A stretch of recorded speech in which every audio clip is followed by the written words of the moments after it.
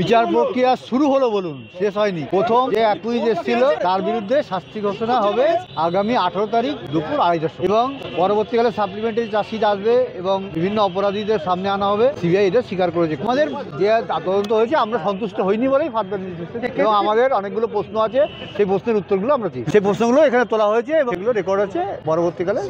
Police 5 দিনে যা করেছিল আমার মনে হয় সিবিআই 5 মাসে সেটা করে সঞ্জয়কে একা সাজা ঘোষণা করলো। আমরা এটাতে সন্তুষ্ট নয় বলে সাপ্লিমেন্টারি চার্জশিট আসবে, কিন্তু আমরা ফার্দার ইনভেস্টিগেশনের জন্য হাইকোর্টে মামলা করেছি। আমরা মনে করি সঞ্জয় দোষী, বাট একা ওর পক্ষে আমার মেয়েকে মেরে ফেলা সম্ভব না। আমি মনে করি হসপিটালের কেউ ইনভলভ, তারা সবাই সামনে আসবে, প্রকৃত তথ্য সামনে আসবে। ওপেন মিডিয়াতে আমরা বলেছি ওই দিন রাত্রিবেলা যারা আমার মেয়ের সঙ্গে ছিল তাদের আমরা প্রচন্ড ভাবে সাসপেক্ট করছি। মানে ওই 4 জন ডাক্তার? হ্যাঁ অবশ্যই। এবং আরো কোনো মহিলা ডিএনএ রিপোর্ট তো পাওয়াই গেছে, তথ্য প্রমাণ দেখেছেন আপনারা, কোনো মহিলার উপস্থিতি আছে।